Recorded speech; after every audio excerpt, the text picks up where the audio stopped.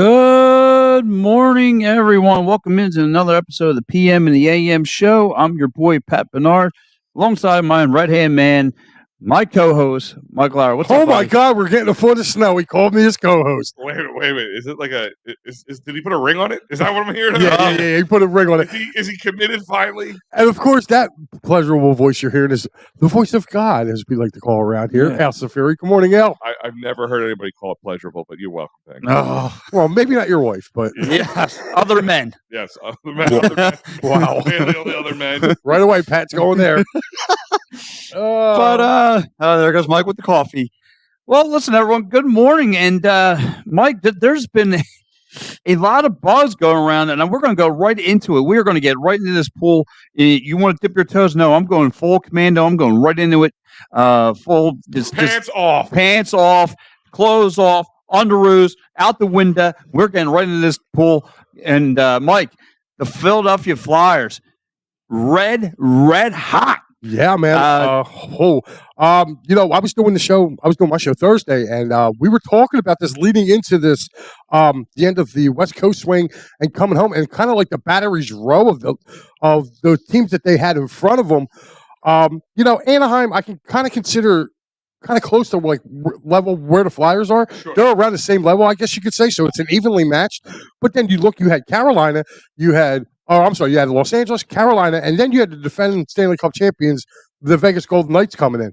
Like, no way in hell anybody was thinking they were going to win all those games. Well, that, and also don't forget, before they went on the West Coast trip, you had a team that was kind of going back and forth. Like, they had a good game, they had a really bad game, a good game, and a really clunker of a game. They went back and forth.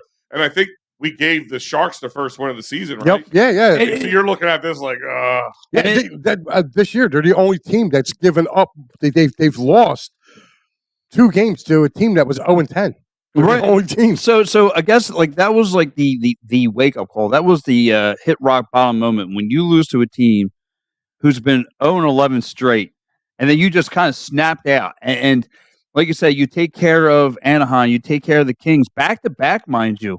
And then you go into Carolina. What's up, Insenio? Granted, they didn't have their goals, their starting goaltender, but still, you played your game. And now, good morning, Ma.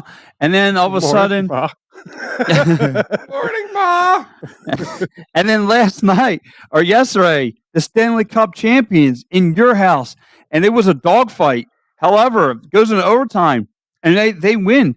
And how about this, Mike? Another thing that usually with Philadelphia athletes, they come back from an injury. Okay, we all know it's going to take some time for them to shake the rust. Carter Hart, no. No, he looked good, man.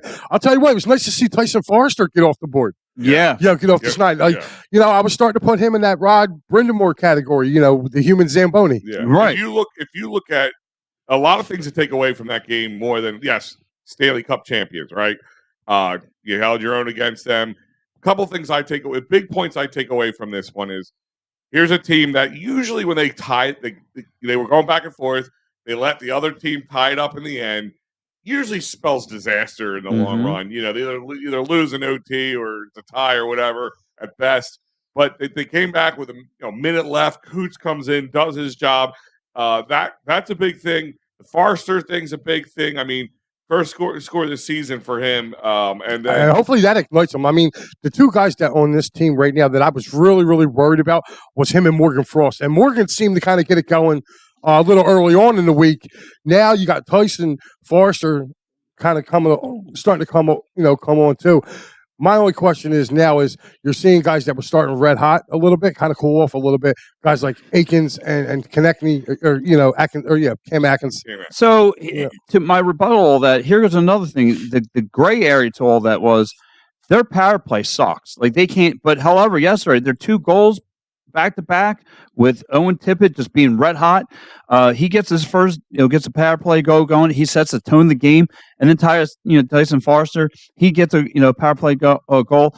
But like I said, this team, Mike, to your point, the starters are not getting any, haven't been really lighting the lamp.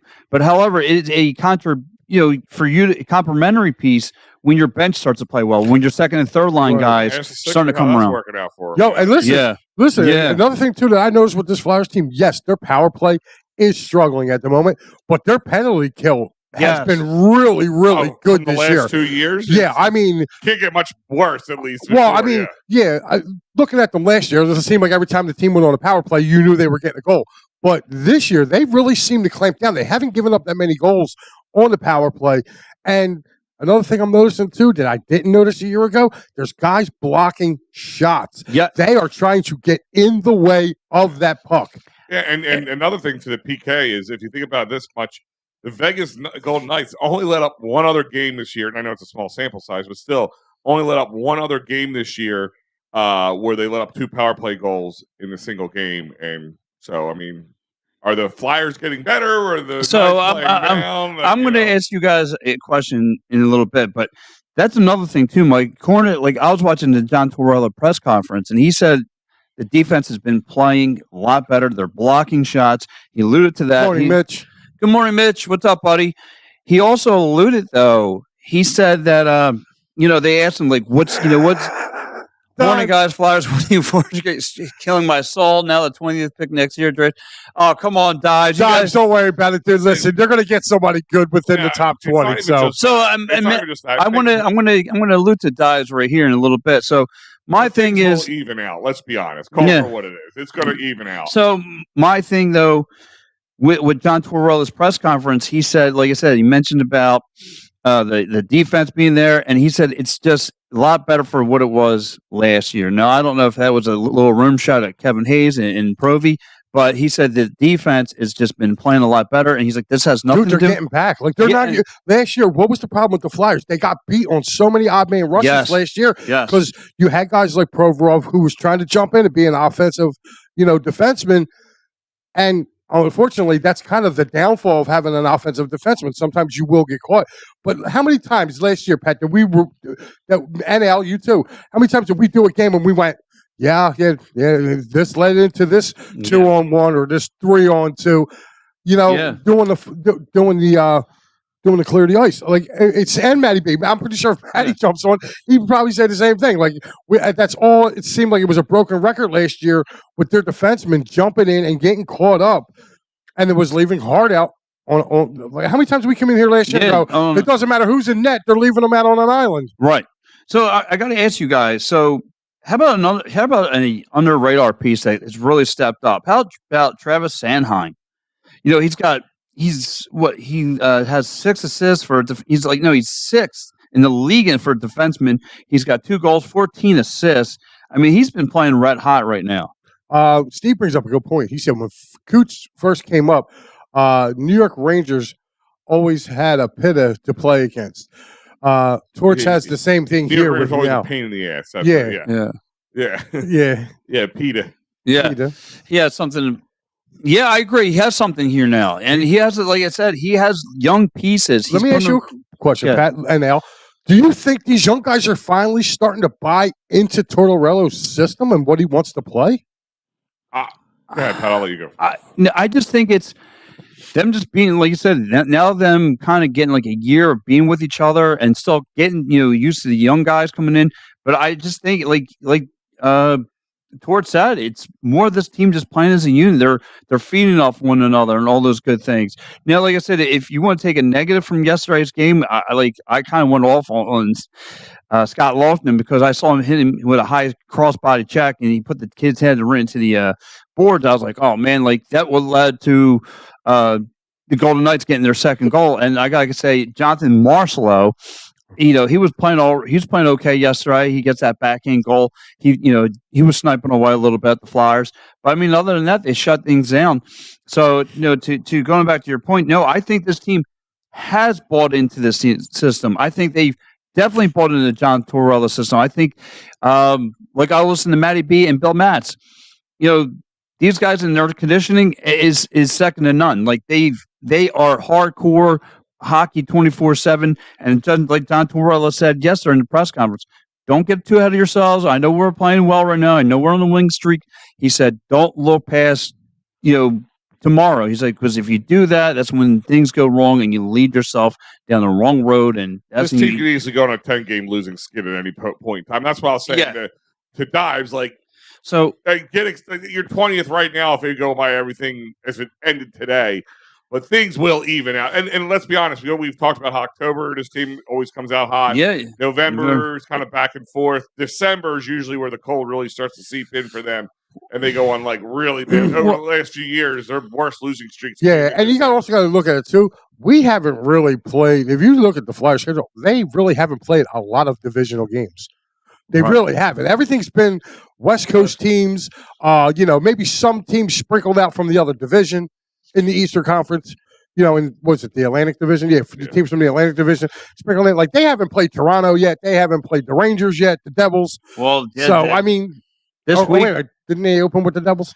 Yeah, they open with the Devils, but that's about this week is going to be a test for them because they got the Islanders twice and they got Rangers Black Friday. So, there you go. I'm going to be excited to see that game. To give you a heads up here, so in the next 8 games, pretty much between today and December 4th, not a long stretch, you got 2 games against non-divisional opponents, which is again the Hurricanes and today the Blue Jackets. But then, like Pat was saying, Islanders, Rangers, Devils, Penguins. Nice. Wow. So that means we get to see Sid the Kid coming up in the next couple of weeks. That's cool. And like I said, I really want to see that Rangers game because this Rangers team that came out of nowhere is running with the with the Metropolitan Division. So they look pretty good. So let me ask you guys a question. And going off Dives too, right? Are you guys more mad like Dives that they are winning and you're like, no, I want to stick to the core of losing and dude, I think you just got to let it play out. Or are you getting excited because there's wins? Listen, they have to. We've been losing, so you can't. I'm against the whole tanking thing. I'm with you. I'm against it because you know what tanking does. It makes losing okay. Okay, and that's as you saw with the Sixers. That's a hard culture to break sometimes. And let me piggyback off you. Yeah. And to piggyback with you, Mike, like I get it. We have a direction to get Mitchkov, and he's going to be in all of his highlight videos. He looks really good. But who's to say in the NHL with all the elite players that he's going to pan out? Like if you're winning now with this culture, you got, like you said, you got to ride the hot hand and go for it. Our boy TK checking in. What's up, TK? Yes. You guys can read that all for yourself there. That Vantage Landross jersey has my red rocket out. We got it. Oh, listen, Tom, if you thought I came here with my jeans on, you're misunderstanding. And it's, as Dimes is saying, it's going to be fun. But you know what, too? Like, you look. Hi, Linda. Hey, Linda. What's up? Hi. So I look at it like this. You have all this talent that's down at Lehigh Valley right now. That are, gathering themselves, getting themselves some playing time. You got them coming in. Okay. You asked a question last week about the core of this team. And I said, you got to keep guys like you got to keep TK, maybe even Sanheim. Try to keep them too as some of your core players. Bring these other guys that have been coming here, like a Frost, a Forrester. I'm sorry, I would definitely use Furby as a trade piece. I feel like you can get away with that. Even Coots is going to get you something back, even though he's well loved here. He's a trade piece. Lawton is a trade piece. Use that to kind of build, to add on to that nucleus, and then you got all these other young guys coming in. Then later on, you're going to have, Cutter and losing is okay. Just ask my Bruins. Well, it's saying, your Bruins lost like 2 games. Yeah. Like, stop with that. And to answer your question, it is a balancing act. And Dive should know, from as much as he's covered the Sixers, that when you tank too much, it can delay things down the line. And that's what we saw with the Sixers. Right. And I actually was the one pounding my chest to get rid of Brett Brown because you need to cut that losing culture out. It's just like Torts kind of alluded when he first came here. He said, we're here to build something special in Philly, and I may not be here when it happens. Like, I mean, it's almost like he knew that if they were going to lose, or set him up for failure, he wasn't going to be here to be the one who got them out of failure. You know what I mean? Like, so, but I'm not upset with them because here's the thing. And when I say it's a balancing act, you got to have these young guys. You got to teach. You got to let them learn. You got to let them know. And at the same time is you got to see what you have. Right. And if you take a look at what the Phantoms are right now, like, I mean, come on.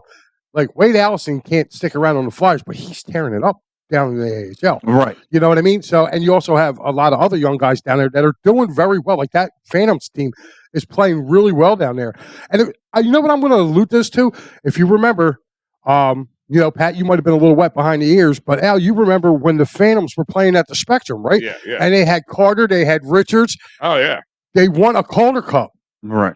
You know what I mean? And what happened? What happened?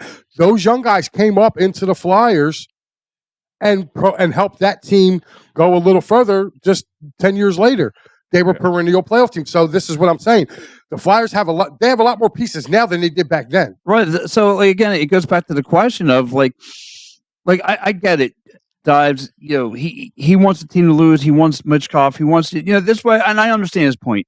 Like, he wants the future of nothing but young guys and coming up all at the same time and being explosive.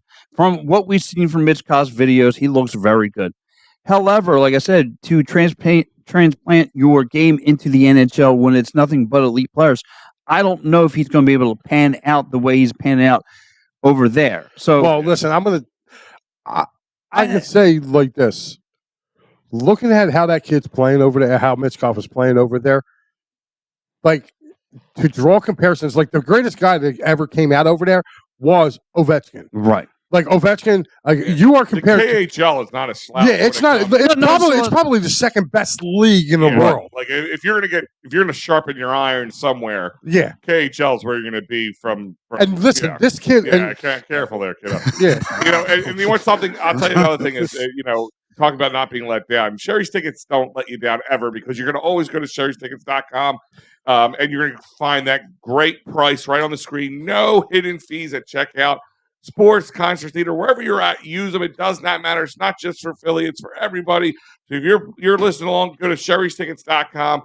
Find that event. Maybe it's Christmas time. You want to get somebody some cool tickets to a great event, concert, theater, you name it. Great. Yeah, WrestleMania. Anything. There's so many things on there you can choose from. sherrystickets.com and save an additional 10% off using that great promo code EOP10. That's right. EOP10 will save you 10% off at sherrystickets.com. Let's get back to sharpen our irons here because the Flyers have not just red hot hockey, but man, it feels good though. It feels good. Like there's life in this team. Again, usually November comes rolling around, and this is like, okay, this is where the wheels fall off, and it hasn't. It hasn't yet. It hasn't yet. But like we were just alluding to, the scheduling too. Like we've been playing a lot of West Coast teams, a lot of Western Conference teams. You know, you're going to start seeing a little bit of that gauntlet now, Pat, coming into the end of November, going into December, where now they're playing the Rangers, they're playing the Islanders. But you know, and then we got the home and home with the Ice Pigeons. But this is what this schedule does help, though, because you're not just playing the slouches of the West Coast. You're playing one of the upper echelons teams, and you are taking care of them. You're taking care of the Kings of the world. You're taking care of the Ducks. The Ducks ain't what they were last year. They're a better team. You are taking care. You took care of the Hurricanes. So, listen, it's also you got to take into fact here. It's early in the season. These teams are still trying to figure themselves out. Right, they're looking for an identity. Even the better teams are. And like I said, the key thing I really would hope to see, I don't expect this team to really make the playoffs. And, you know, part of me wants to see them get a little playoff experience, but kind of going with Dives' idea, I'm okay if they don't. I wanted to see these young guys grow, and I want to see the days of 10, 12-game losing streaks happening 2-3 times a year.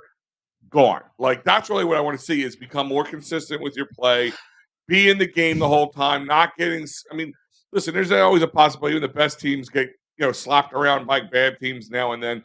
It is an any given Sunday kind of mentality in the NHL. You never know what you're going to get from them, but listen, ultimately, I'm happy with what's going on so far. And if you look at it too, I mean, if you're looking at it right now, like the Flyers are sitting in 4th place in their division. Right. And they're only a point out of second. They're, like if they win tonight, they could go right into second place. If the playoffs were to start today, they would have made that second wild card spot. So, and we're saying that in mid-November. And like I said, it's still way early in the season. We still got plenty of months of hockey to go on, but still, I mean, for where we're at now, competing with the best of the best in the West Coast, you're playing very well. Then, like you said, you got another gauntlet coming. You have to get ready to run through your division.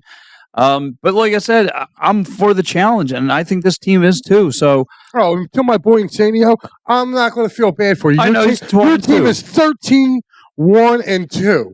So you've had 3 losses in 16 games. I don't feel for you, Bob. I'm sorry. I don't know if he's talking about this season or what happened last season with all the wins they had, and then ended up in the bed. Yeah, let me go to you, Mike. So that don't you feel though this hockey team has suffered enough? Yeah. I mean, without a direction, without anything, with the way this team is playing now, don't you feel somewhat better? That and I get again going back to Dice's point, they should be technically tanking, but I think they're playing very, very well right now. And like I said, I'm happy with it. I'm just happy to see young guys go off. And I called from the beginning of the year. I still feel like this team is going to be sneakily good. Here goes Dodge, my man, checking in. What's up, buddy? He goes, between the major Philadelphia sports, you have to sort out each team into a one Thanksgiving category. The appetizer is the entire entree, but burnt turkey is the annoying family. Yeah, he's just saying you can break them down to these different categories. Like the entree, most likely is your Eagles right now. Yeah, I would say like the Sixers right now would probably fall into an appetizer type situation. So I guess the Phillies are beats because of what happened this year. Yeah, I mean they're the pickle beats. They're the burnt turkey. You can still eat them, but it wasn't as delicious as you would hope it would be. And the Flyers are the stuffing inside. Yeah. They're like an appetizer. Pat's always talking about stuffing. I think you can put them in the appetizer category. I don't know if we have a team that's the annoying family member right now. In the majors, like. You have a team like you mean, on this team, there's an annoying family member. Yeah. Hello, I squirrel. Yeah. So, but yeah, like I said, though, again, playing it back to back tonight. So Steve checks in, goes, the Bruins asked the Panthers last year. Yeah, they got waffled going to that first round of playoffs. Not good. And Anchor Anthony checking in. Hey guys, you make my breakfast. Who's making breakfast? I don't know. I think.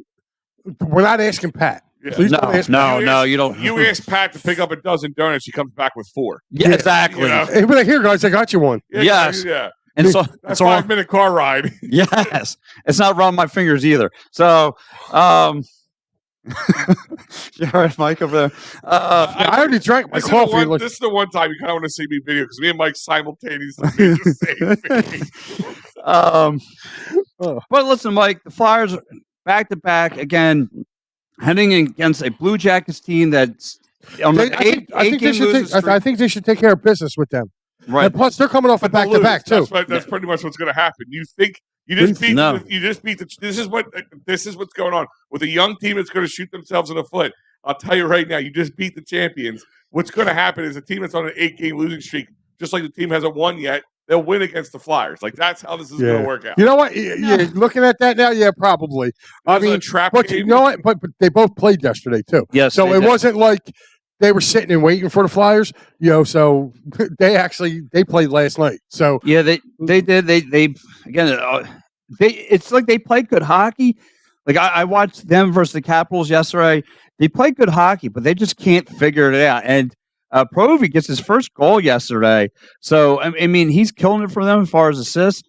But, I mean, Johnny Hockey, only 2 goals, 5 assists. Well, there's internal fighting there. I seen something.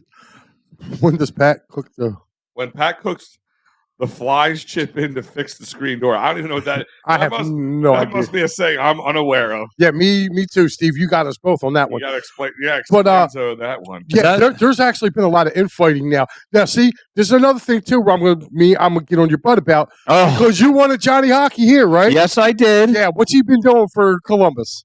Just selling jerseys. Him and Patrick Lalane have been god awful. That they got pulled off the stuff. Those 2 guys got pulled off the top line. So there's a lot of infighting there. Yeah. So that's why I think the Flyers can continue their streak with them. Listen to what Al's saying. That could be true. Like, I would almost expect the Flyers to lose this game. But those guys are infighting so bad on Columbus right now. You may get your wish, dude. Johnny Hockey may end up a Flyer. With you, though, I might be in that canoe of I don't want him here now. If all yours right now is a sales jersey. Like you just because your name, you're just selling jerseys. Yeah, but you know what? Like I said, he might flourish here, though. Yeah, that's what I'm saying. I think the Flyers could get him, and I think they could get him relatively cheap. I mean, you could probably get Columbus to pay the majority of that contract. Right. So, Al, I'm going to go to you. Why do you think the Flyers are playing so good right now? What is it to you? I think it's the youth in the sense you guys talk about buying into something. I don't think the youth has to buy into something as much as, I need to take advantage of my current chances of playing because they probably know if they're on another team, they're not going to have this. So my point is, like, I think they're playing well because they're playing with house money. When you play with house money, there's no pressure. There's no pressure. They're all, give Torch credit where credit's due. He's finding the best positions to put guys into. They're, maybe teams are also looking at the other way. They're like, oh, it's the Flyers. They come in with like the Golden Knights come in with here. Oh, there's a W for us right here. But they're hard fought, and they're going to make every team earn anything they get from you. And that's what Flyers hockey used to be. If we're going to lose, you're going to earn it. You're going to earn it, and you're going to limp out of here. You might limp out with a W, but you're going to still be limping out of here. It's one of those, like we always said at the end of the game, you should see the other guy at the end. But like that's what's going on, and that's why I'm saying, like, I'm not. Everybody's so early on because they're having some little early success that these Flyers, they're going to ruin it. We're going to get top 20 pick. I don't care, dude. Like, you know what? To me, all these drafts, especially hockey, they are crapshoots, man. They are crapshoots. It's like grabbing a dice and throwing it against the wall. So I'm not worried about it. He goes, I can see Pat going to Wawa for coffee instead of going to McDonald's for coffee and a bagel. Thank you, Angry Anthony. Actually, and I can see him, going to Wawa and going across the street to McDonald's afterwards. yes. That's more my Wawa's the appetizer while he's waiting in line for McDonald's to get his breakfast. Yes. So then, Mike, I'm going to ask you the same question. Why do you think the Flyers are having so good success right now? I think they're having successes because they're blocking all the outside noise. And believe it or not, Torts has got them playing together, man. And their defense has gotten a lot better since a year ago. And if you look at one thing, has the Flyers been blown out in any games this year? Yeah, a couple. Not a lot. I would say that was the second, third one. Well, when they played who they played? Buffalo. Or they beat Buffalo big time, and then Buffalo came back and beat them big time. Like when they came here. Yeah, but I'm saying, like, there hasn't been, like, 6-0 games or that was late. Right. No. You know what I mean? Like, there hasn't been no games like that this year. The Flyers have been in pretty much all their games, where we couldn't say that a year ago. Well, all right. So the Sabres beat them 5-2, and then we came back, beat them 5-1. The Kings beat us 5-0 before they hit this West Coast trip here. They lost 6-2 to the Wild. Or no, they beat the Wild 6-2. That was the other way around. Sorry. And so just that one game looks like was the one where they really got. Yeah, they got shellacked. I mean, Anaheim jumped on them for 7 goals, but I mean, the Flyers put up. It was 7-4. Yeah. So I mean, they weren't really blown out. I mean, you get 11 goals in a hockey game, man. That's a hell of a game. Right. So, but that's what I'm saying. Their defense has kept them in it. Their defense on the power play. Their power, their defense, penalty kill. Their penalty kill has been really, really good this year. And as long as I believe that keeps up, man, I think the Flyers are going to be, like you said, Pat. I didn't see it, but I really think that, you're starting to see what, they're starting to gel as a team, and that can be dangerous. I don't care. Like I said, I don't care about draft picks because all draft picks they're a gamble. I'm going to draft you with the hope that you're going to be good in the future. Yeah. There are that are, like I said, I think the Flyers got their generational talents right now in Cutter and Konechny and Cutter and Mitchkov. Oh yeah, and Mitchkov. You got your 2 guys. They're going to help you out in the future. You got your Sid and Markov, Malkin. Okay. There you go. You got your Sid and Malkin. You got your 1-2 punch. So there you go. And real quick, I want to hit some of these before I know you're about to transition, but I want to hit a couple of these comments here. Good. Angry Anthony, I'm surprised Torts is not getting pissed as he usually does. I think Mike, you got Al. You want to answer that? I think Torts knows the situation. I mean, they were kind of front with him. He said it to yesterday in the press conference. He's like, "Listen, there's still going to be growing pains to go through. However, but like I said, this is a complementary to the Sixer season, right? The Sixer season, we kind of rely on for the winter that gets through till baseball season. Well, with the Flyers playing okay, and I get it, this is still a young season. It's still like exciting to watch a good hockey team. It's it's got to kind of get you revved up a little bit. And like you said, if these guys could again sneak that back door to the postseason playoffs, just to get that playoffs experience, we'll be fine. I'll be okay with it. So, Steve says it's like Mike says, we are playing teams that don't know as well. Right. We can check back after around around through the division. Ottawa and the Kings beat our butts. Yeah. I mean, so look, I get they were horrible losses, but like I said, as of late, this team's been playing well. And for me, the elevation of Owen Tippet just stepping up his game has been really good. Again, just being an offensive juggernaut. And then you have Travis Sanheim, who has just been lights out. It's a good defenseman player who can play the offense. Again, finding the net, just being an assess machine, just finding guys open. Guys like Sean Walker, who's been finding the back of the net as of late. Some other guys, he's just been really helping to get there. For me, it's been, Tippett getting hot, and now Tippedelphia. Yeah, yeah, Tippett getting hot, and you also have too. Like I said, now Forrester broke it. Got off the schneid here, and Yes, Rodney Dangerfield was the best. He was. What'd you dream about going to college when I used to fall? Gentlemen, what's up, Ryan? Ryan, you have the wrong people. Yeah, I was going to say. Yeah, this ain't gentlemen here, pal. Checked into the wrong show, bro. Checked into the wrong show here. Flyers have 3 guys in the wing who will get goal scores in the future. Yeah, he's saying 4. All right, yeah, he's not wrong in there. And that's the thing. The future is the future looks bright. The future's bright. The ceiling's high, and they're playing well at this point already. And I agree. I think that nobody knows what they have yet. Both sides, right? Teams we're playing, the teams that don't know us, we also don't know them. Like there's, that's why I say like things will even out. I think the Flyers win today. I think Sam Harrison, will play very well in that. You better at your boy. I think I think again they'll put some guys in who had some healthy scratches yesterday. I think they'll step up. Like a Cam York will come through. Somebody. Huh? Was Brick healthy scratch yesterday?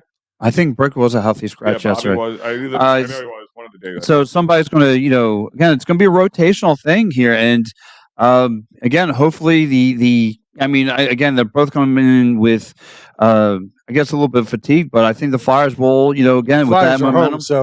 With the momentum. And like you said, back in the day, coming through South Philly, playing against the Flyers, that was a tough, like you guys, they got to get that back. It's not been. It hasn't been relevant. Home hasn't been a haven for the Flyers over the last few years. Anthony said if the Flyers keep playing this pace, to playing good, the Flyers can make the playoffs. Again, things will even out. Yeah. We got to let's talk at the end of January. Let's talk about New Year's. Yeah, let's see what it looks like. So, hold on 1 second, real quick. Ryan keeps following me. Yeah. Henriette, you got a stalker in Ryan. Flyers need to pass first centers who will center the first 2 lines through. I don't disagree with that. Yeah, that's not. It's a pretty astute observation. And guys, reminding the Flyers, let's talk PhillySportsTrips.com real quick because they have the great stadium series coming up. Yes, I want to go to this. 17th. You can go there right now. They're working with Flyers Nation to get to MetLife Stadium on February 17th. It's very affordable, by the way. Yes, I think we're all thinking about going. I've been talking to Vince about it. Working something out, and it's going to be a fun time. And this is one of the many trips you have. Like we always say about the football trips because they're in KC this weekend. Of course, you can't go to that unless you want to hit the tailgate. You can still check that out. Can't go to the Dallas game. Just the tailgate. They sold out. Dallas game is already sold out in Dallas. And don't forget the next away football game. Yeah, I heard that's close to being sold out too. Yeah. So guys, jump on it. Great Christmas presents for your family, friends, any Philly sports fan out there, check them out. PhillySportsTrips.com. Got to check it out all the time, anytime. All right, guys. Well, listen, Flyers looking good, but let's talk about those 10, 9, 8, 76ers. It's just been an up and down week for them, an emotional roller coaster, just trying to – and it's been crazy because hosting some of the Sixers post-game shows this past week, it's just me and Mitch, we were up late. I felt like we were doctor. Whoa! What you guys do in your spare time? Hey, listen, just talk about the Sixers. Oh, all right. Well, listen. Now, me and him became good, close buddies. I mean, buddies. Poor Mitch. Mitch just sent me a message. He's out on EOP. He put a 2-week notice in already? No, yeah, he said he put it in 3 weeks ago.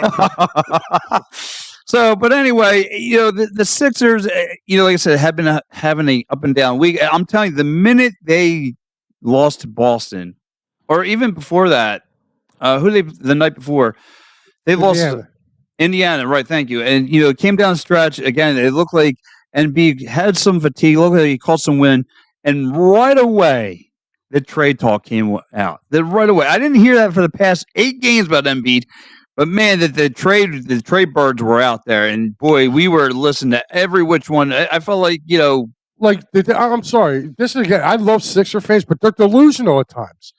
They really are. Like, you literally played the same teams back-to-back weeks. Did you not think they were not going to lose one, if not two? Like, Boston literally was undefeated until the night before they played the Sixers. Right. They played the Sixers off of a back-to-back. They lost both games. So, I mean, they dropped 2 games in a week. You know what I'm saying? Like, come on. Like, you didn't really think that you guys were going to lose? I mean, all right, granted, maybe they were a little bit better than the Pistons, but I mean, you also got to take a look at too.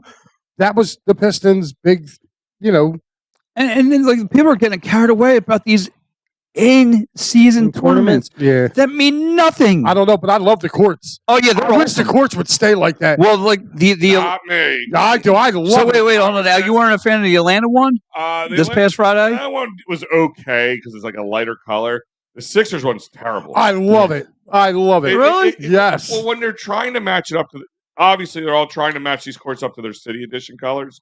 Mm-hmm. That's what they're doing. They're matching it up to the City Edition. Well, then they failed horribly because our City Edition is like navy blue. That's what I'm saying. And they have the blue. Like, they get lost. Like, I just see it looks like a floating head. Like, dude, that's great. You know what? I want them to wear. Remember the old Sixers jerseys? I'm nauseated, dude. Remember the old Sixers jerseys, the ones that Barkley wore that said Sixers going across, like that red. I want that with the red court. Why not? I mean, Boise plays on a blue field. Yes, and yes, he did. And now you know what I have to deal with every morning. Brad, what's up, Brad? Good morning, Brad. What's up, buddy? B's checking in that jersey. Freddie B. Oh, something else is on fire, Freddie. Yeah, it's hemorrhoids. Yeah. What? The burnt orange goes a long way. I think that was Embiid's optics to see. Embiid's optics to see off Mr. Rudy Poo. Oh, that's man, Steve was with us during that night. But Pat, remember people in this chat wanting to trade everyone? Man, how about it, Mitch? It's actually funny. Mitch texted me and said he wanted to trade you on the post game. Oh, well, a lot of people say that. Yeah. Mike prays that on a nightly basis. He kept saying he wish you were a washing machine again. All right, just stick me in him. Yeah. See, I've been trying to trade Pat for the last 2 years. I ain't got a suitable offer. He can't even get a bubble gum for me. I tried to get a soda. They wouldn't even let me do it. Batum is back off of his personal issues. That's good to hear. Good. So hopefully being that tonight's lineup, or today's lineup rather, hit the courts. Our stadium was navy blue and red. Freddie, I agree with you. I love him. Freddie's another guy, dude. He's one of them jilted Sixers fans. No, those courts are nauseating. I love them. I mean, I've seen some good ones. The best meme I saw after that one was. It was the Seinfeld one with the chicken one with the red sign, and it's like he's sitting at the door and it's Jerry going to Kramer, going, "What's going on in there?" And then they show the picture of the courts, and then it goes, "It's in season tournament." Before I get that's the one thing I like. Why would what is the whole meaning behind it? I mean, this whole in season is it for the bad teams to like? So I have my theories. I have my theories too. Go ahead, Pat. So I just think that again, just trying to, because what I've seen on TikTok is, someone pointed out like, the ratings and stuff have been bad. So I guess it's just trying to draw people in, since people really don't get in tune with, except for us here, with regular season NBA. So until the playoff time comes around, so that's why they do it. But I think you're kind of on the right path there. Listen, they're tired. People are getting annoyed and mad that think about it, even when the Sixers were bad. Even when the Sixers were bad, people would go, "Oh, well, LeBron's coming. I'm going to go buy tickets for LeBron." And the Sixers and the organizations would jack the prices up. And then guess what LeBron would do against the Sixers? You take the night off. You're right. You need to play against them. And it was the load management. And when you're doing load management, you're going to take your player off not good teams. Well, like I said, that's what was going on. And I think this is a way of keeping things competitive early on in the season. Right. And, I mean, if you go back during like I said, the Sixers weren't bad, right? Even when they played against Charlotte, I remember there was a thing out for like, if you buy for Charlotte, though, it was if you buy the season, if you buy the season tickets, you get the next year free. So, I mean, it was pretty bad. And by the way, though, for everyone who's checked in, and thank you for, the Flowers love over here. This was signed by Lindros, by the way. I had the sign by the man. Signed jersey. Yeah, I had to. It's I'm bringing out the big guns tonight. It's for the Flyers. It's 5:30 big game. Don't wear signed jersey. Oh no, he signed 2 places, the jersey and well, let's get back into the talk. Yeah, right, Mike. No, we're not all right. Mike wishes that was a shot of something No. else. But I'm out. So anyway, back to Sixers talk. I'm looking towards the game today, taking care of Brooklyn Nets, a regular season game. I think the Sixers are going to take care of business. There's going to be no Ben Simmons today. So there's a shock. Ben Simmons doesn't want to play against the Sixers. Well, he's got a hip injury. Yeah, I know. I'm sure he does. And what's the one they used to say? What's the famous Herb Brooks line? Oh, yeah, you got a bruised knee? Yeah, I know. It's a long way from the heart. Well, here goes. I hear you. Ryan wrote a whole paragraph. My man's got a novel going on over here. I hear you too. Ryan should just write for us so he can get his points out. Yeah, you want to write because you just wrote. Yeah, you wrote yourself a novel. Get a hold of Al at EOP. Yeah. And look, I'll run through it real quick. Pat Bernard coming to the playoffs. The Sixers will need a guard with size who will be able to shoot more, score more. Melton is a very good bench guy and defensive guy, but not consistent with the scoring 15 points. I'm not going by what they are doing now, but I'm going by when the playoffs come, needing a pass-catching shooting guard with some size besides Maxi's shoot and score consistently every game. Yeah, I mean, that's the thing is, and that's why that's Zach LaVine. Well, Zach LaVine's defense is to this point, he said, come playoff time, you should have Oubre back. You should have a Kyle back.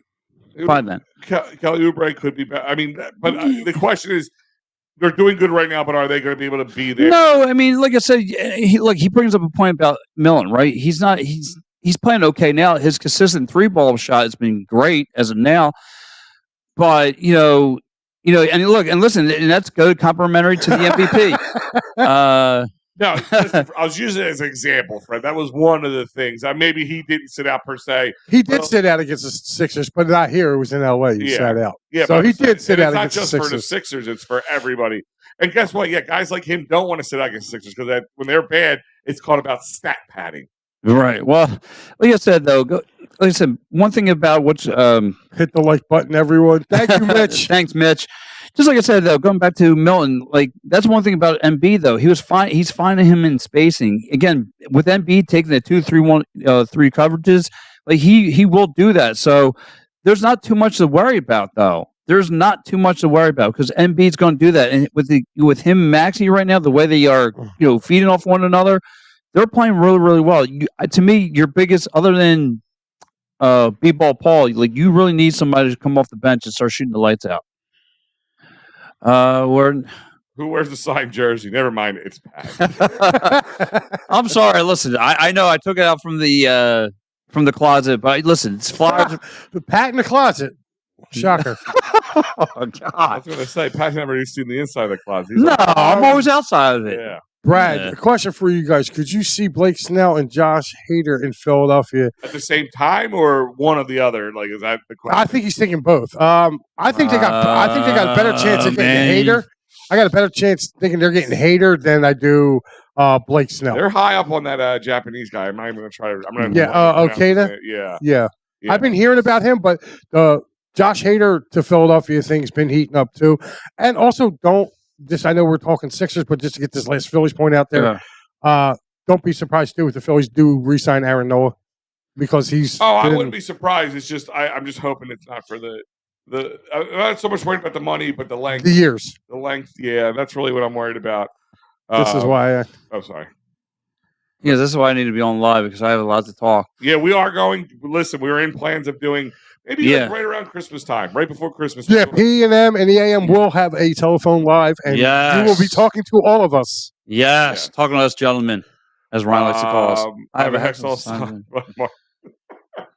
Yeah, a lot of us have those jerseys. Like I remember I had a jersey that wasn't a guy's jersey, but you were there. Like, please sign my jersey.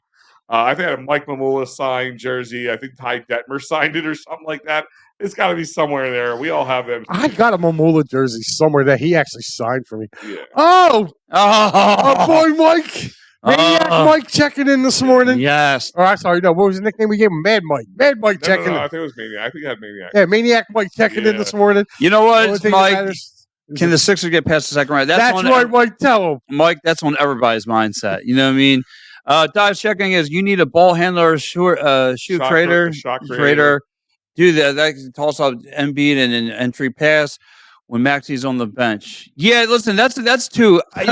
Dives, you had him at ball. What was it? Ball handler. Yeah, ball handler. You had a ball handler. Yeah, listen, I love a good ball handler. Mike said he wants Hader, not Snell. I agree with you totally. Yeah, I take Snell on a team friendly deal, but that's not happening. I don't want Snell. No, I mean I want to go back. You take Snell if he's your number 3. No, I don't. I don't want him. I don't want him. Dude, that guy's got more of a roller coaster than Pat's making decisions. Hi, squirrel. Just don't ask Melton to handle the ball much. He's better catch and shoot guy. Did you see his numbers? The differential. I think Dives were going over this from in the paint. He's like 22% making his shots. From the arch, he's like 44%. Really? He can't make the simple. Yeah. Right. That's a dude you just say, yo, you see this line? Don't cross it. Yeah. So I heard the Braves, Rangers, and Marlins want Nola. They can all have him. I think the Braves make the biggest push. If they can't beat them, join them type situation or buy them. I want to go back to Dives' one point about NB can't feast off nobody off the bench. Like he can't. Like when he's on there by himself, like he gets roasted. Like nobody's stepping up. I mean that's so. Like with Maxey though, he can feed off of B-ball Paul, but NB with somebody coming off the paint or off the bench, no, it's not working. I mean the Rocos or whoever, it's the Cork Mazes, nothing's working for him. That's pretty bad. So Brian's already talking Eagles, which we're going to switch to in a moment. Yeah. Because you have a special guest coming on today. Yes. So we're going to be talking to some media out in Kansas City. Dennis. Get their idea. We got to get their view of what's going on. Because I have a couple questions because I just from a perspective, but we'll get to that when it happens. But was going to sign Mike Cunningham, but he could not get close and just missed. Yeah, I actually have a football, full-size football. It says it's signed by Coy and Ty Detmer. Really? Yeah. That's the awesome. Detmer the neckbeard. Yeah, right. Cork Nas has to go. Cork Maz wants to go. Yes, he does. Cork Maz is on the sidelines. He's on his cell phone with his agent. Everybody wants to trade for me. Braves will only go after Nola to raise his price to make the Phillies pay more. That's guess. Mike, what do you think? You know what? Listen, from what I'm hearing, and this was per John Heyman, the Philly. Per John Heyman, I was actually hearing that this morning, actually before I came over here.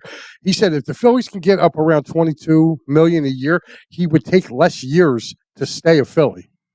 So they're looking around 22. Like they're not that far off from the qualifying offer. So, how do you feel about this comment right here? Guys, I saw Philadelphia Phillies article and read that on your comment, Nola will probably sign either Braves or Yankees. I mean, listen. There's not I'm not putting anything out. Nola's a good pitcher. He is a good pitcher. His inconsistency is an issue at times. I can see him going to the Yankees. Though. He's just not number one, but he's going to get paid like one, and that's the problem. And the Yankees will overpay for a player. The Braves would maybe. The Braves are not going to pay. The Braves. I see him going to the Mets though. Mets or the Cardinals. I have him going to. I can see the Mets because that's another team that would just pay a lot of money to screw somebody in. But I can definitely see him going to. I can definitely listen. Brian Cashman's under a lot of pressure up there in New York. I can definitely see him going, and Harden stole a fraud. He makes one game-winning shot, and all of a sudden, there's Clipper fans are drinking the Kool-Aid. Hey, man, let them drink. Did you guys read? Because I know we're going to move on, but there was a thing saying Russell Westbrook said he's going to start coming off the bench for the betterment of the team, and that James Harden was pretty much brought in to be his replacement.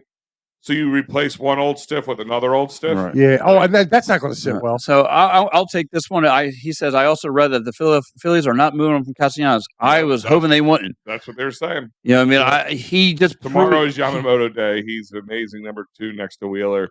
Yeah, that's the other question is, I'd love to see are they going to him. extend Wheeler too? That's I think they are. I think. Do you give Noah anything over 4 years? No, Mike. No, I would not give Noah. I will anything 5 years with a team option. With a team option. Mm-hmm. But that's what I'm saying. Like the way I'm looking at it with Nola, I think he would take a home discount here. I think anybody else, they're looking to pay him $25 or more per year. I think if the Phillies offer him $22.5, they're going to get him.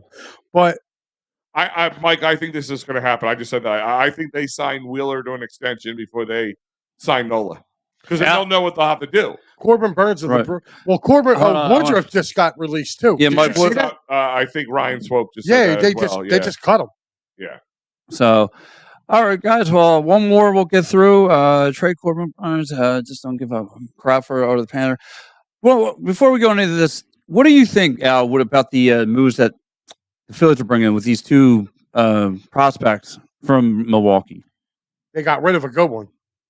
I mean, I looked at the 2 kids they brought in. I mean, they got what the Phillies are signing up for. A lot of RBIs and a lot of stealing. Yeah, I mean, there's only so many guys who can play at one time. You can only have so many. I'm not reading into anything there because there really isn't much to read into. Right. And I think the one of the guys they got back is already gone. Right. Like it was so. Well, let's trans over to some my favorite time. Let's talk some bird. And real quick, guys, just remind you, sometimes life happens, right? Workers' comp, motor vehicle, personal injury, criminal law. You call the man with a plan, David R. Cherry at 610-565-0300. Go to cherryinjurylaw.com. Like I said, life-altering moments, workers' comp, motor vehicle, personal injury, criminal law. The man with the plan will fight for your rights. It's David R. Cherry at cherryinjurylaw.com or simply call him at 610-565-0300. All right, guys. Well, listen, it's not today, but tomorrow, prime time, the Birds are back. And tomorrow starts that Gauntlet schedule. It's so long. I feel like it's the first game of the season. Like it's off season. Actually, I don't take this as the Dallas game was the first game of the Gauntlet because it went Dallas week off. Then you're right at Kansas City. So we're already into the Gauntlet. And want to know on the Gauntlet. And I think they got a good chance to go 2-0. So let me ask you, Mike, since you are the football man in the room. Let me ask you. I'm not the only one. Well, right, we got tons of guys who love the pigskin and loves our birds. So softball there, man. Oh. So let me ask you. Tomorrow, how do you stop Patrick Mahomes? There is no stopping him. What you got to do is you have to get pressure on him from your front, your front four. Your front four's got to get to him. I'll tell you what, I think Denver laid the foundation on how to stop them because they covered up Travis Kelce great all game. And they got constant pressure to him. What I need to see from the Eagles Monday night, they got to be more balanced because they do have a good set of corners in Kansas City. Kansas City's corners, they shut down Tyreek Hill. Just shut him down. They shut down him and Waddle. So, to me, going into this game, the Eagles got to let not only DeAndre Swift eat, they got to let Rashad Penny run the damn ball. Is this a Rashad Penny game? No, I'm hoping it is. I hope they take the cellophane off the guy and let him run the ball. I just don't see it happening unless somebody gets injured. I'm not saying he shouldn't. I just don't. I don't understand why. Why would have done it by now? Why wouldn't you have done it by now?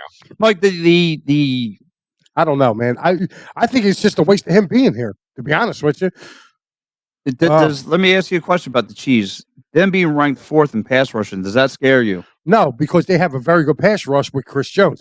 But the way you neutralize a pass rush is you run at it. So let's go back one. Taylor Swift is angry and Taylor Swift is a fraud, just like Harden.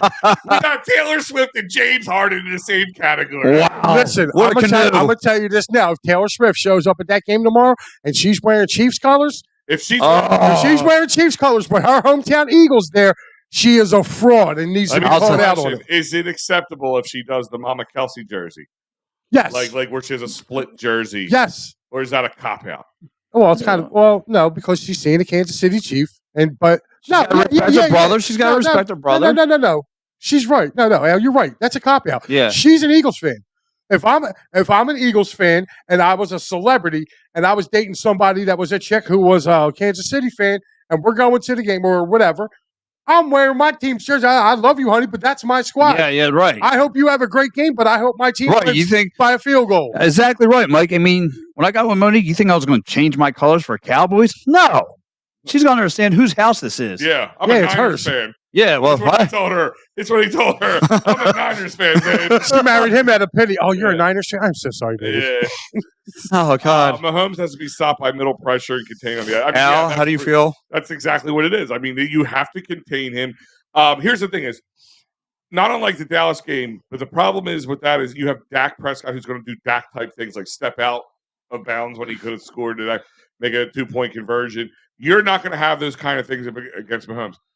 The wide receiver core is a little suspect. Tight end, of course, is the best in the game right now by far. So you gotta contain him. I think the secondary can handle the other guys. Plus, you got Roby coming back. So Dives also said you got double team Travis Kelce every which way possible. Thanks, Joe. What's up, buddy? Thanks, bud. John checking in. John is checking in.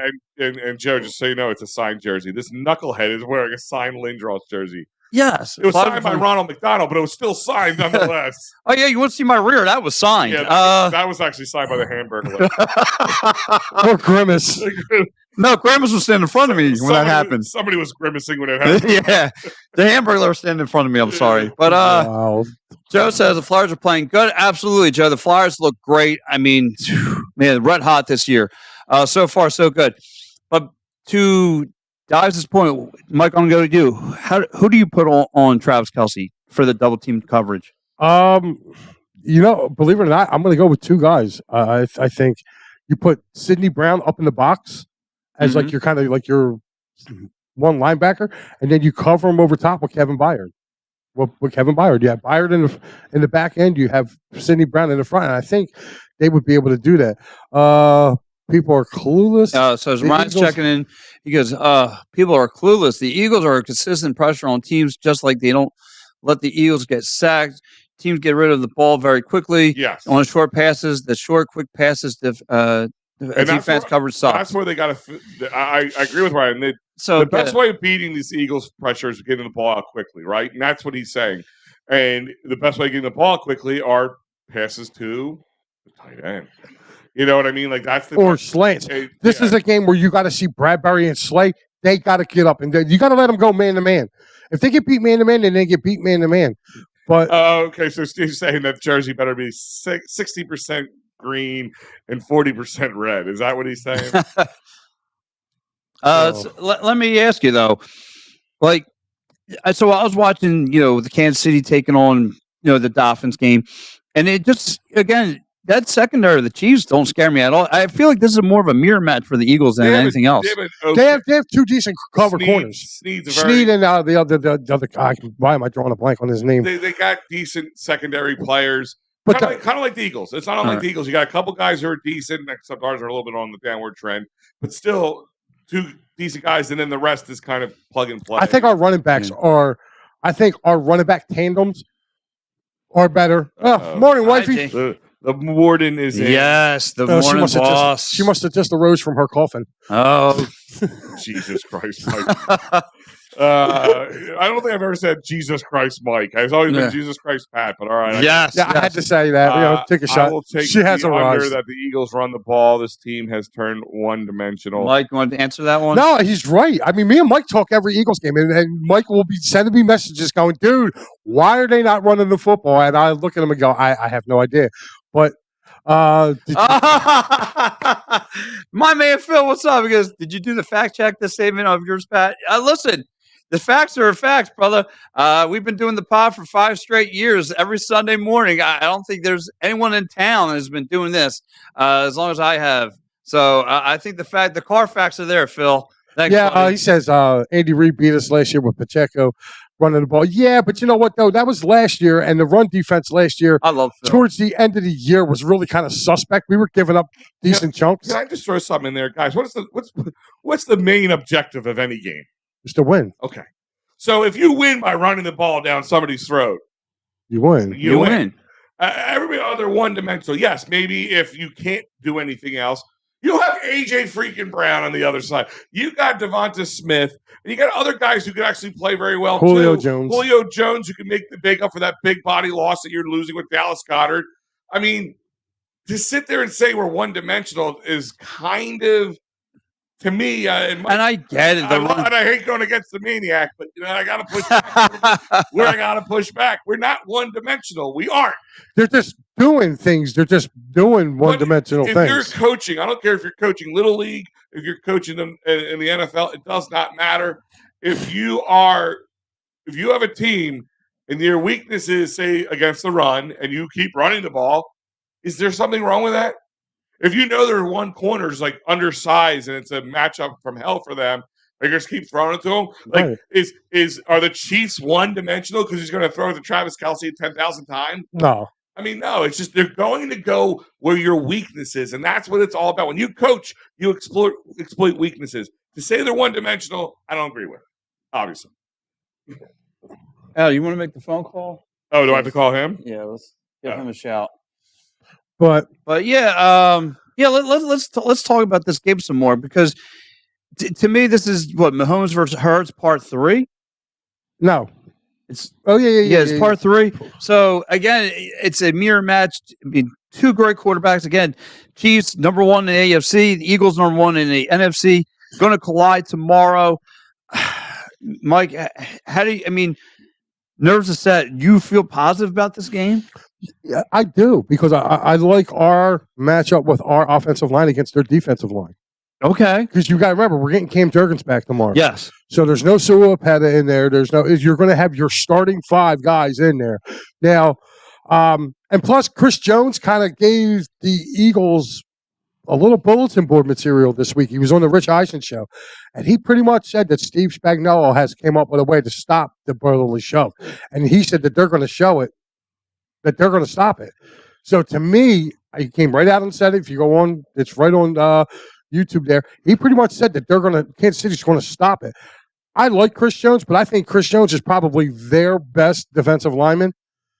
And if they were going to stop it, they would have stopped it last year in the Super Bowl. Right. All right, let me see if I can get him online. So, I mean, I don't know. I like our defense, but I think what's really going to happen, and Mike's actually right about this. Maniac Mike is actually right. We have to run the ball in this game because I think so too. You have to limit the time that you give Patrick Mahomes the ball. It's not that the Eagles are not going to score.